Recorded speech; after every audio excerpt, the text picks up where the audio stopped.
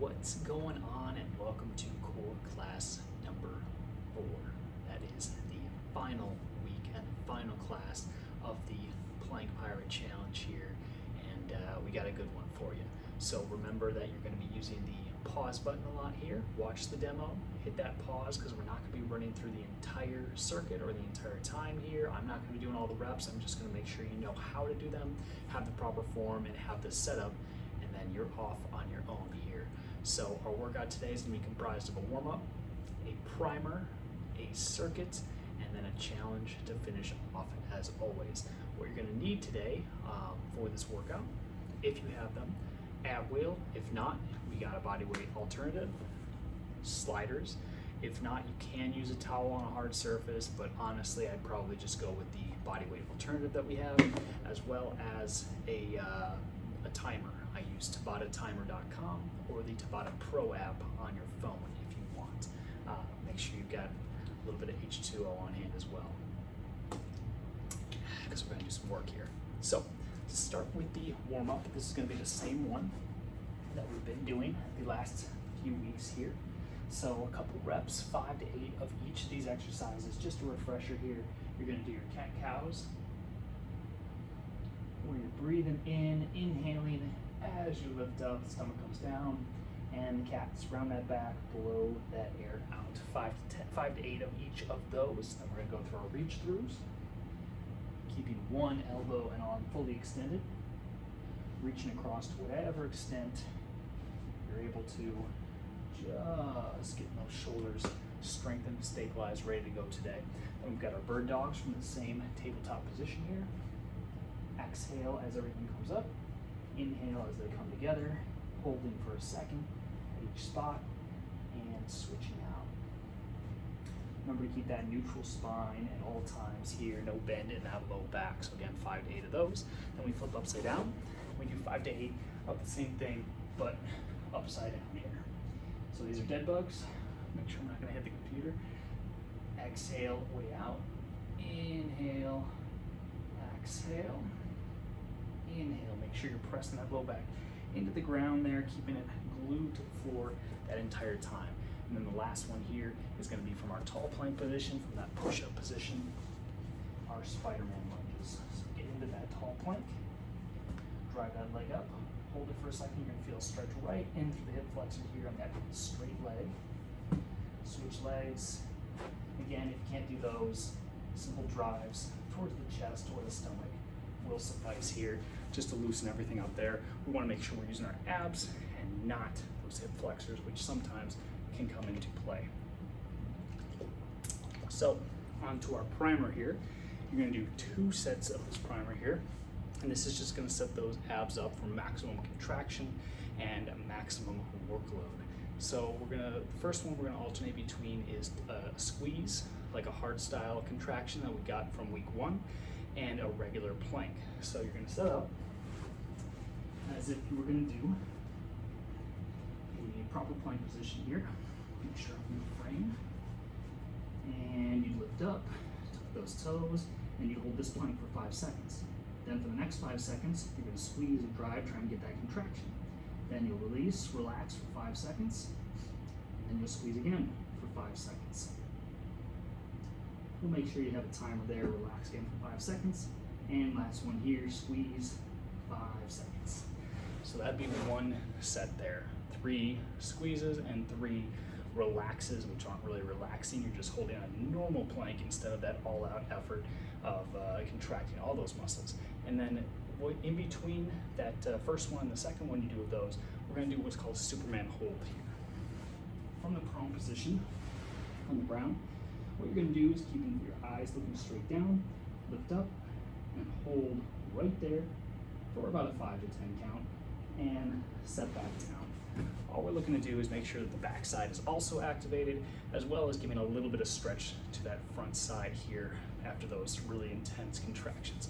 So again, you'll do 2 of each of those. You'll do the squeeze plank, Superman, squeeze plank, Superman, and then you're on to your circuit. So go ahead, hit that pause button, knock those out right now. Now we're up to the circuit here. where we're going to focus on our 3 main moves that we have introduced in the email at the beginning of this week here.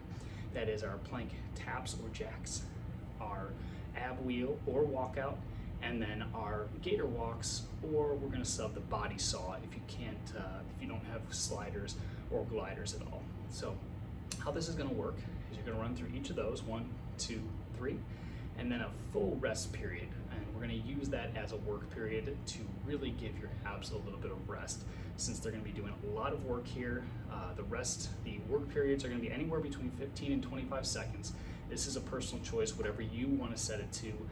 Obviously 15 is a little bit easier, 25 is a little bit harder, and then the rest is going to be anywhere from 5 to 10 seconds. So you could set a high work ratio as well as a high work period as well as a high rest period, 25-10, or you could go really extreme, 25 and 5, and make it even harder because there's shorter rest in between. Now remember, you do have that fourth exercise in there, which is going to be a full rest period. So you'll get that, the work period and that rest period as a time to kind of reset before the next set here. So what's going to happen is we're going to do 3 sets of whichever exercise you're going to be using today, whichever alternative you're going to be using, and cycle through them. So I've got my timer set up. If it'll pop up for me here.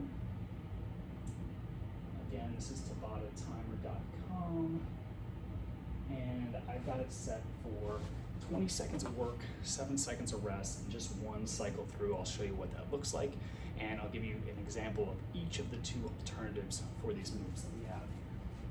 So we'll go ahead and starting the session. First up is going to be that plank jacks or plank taps.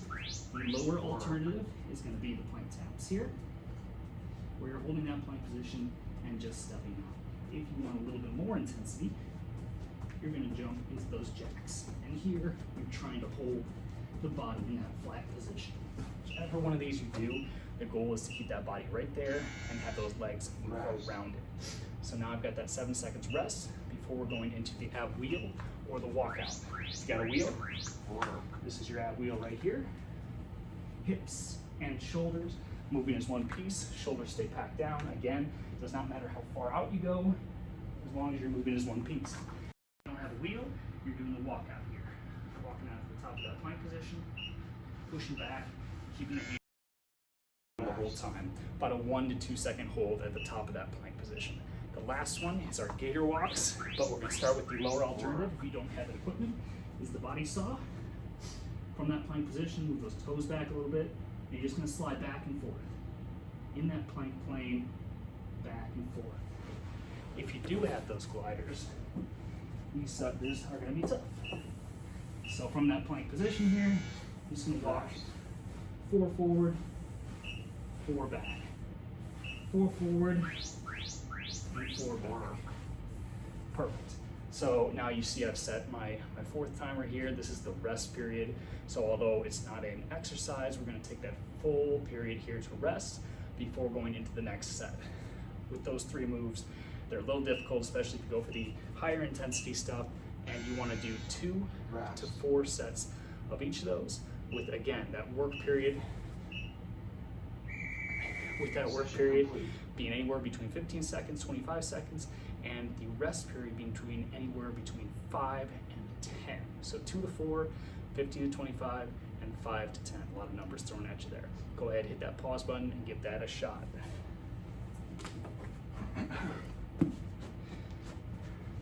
Now we're ready for the challenge. Last one here is going to be a side-to-side plank. We saw it once last week in the core class there, but I want to give you a shot at trying it here as a challenge, as a piece of this workout here. Kind of puts everything that we've been doing together with the normal plank.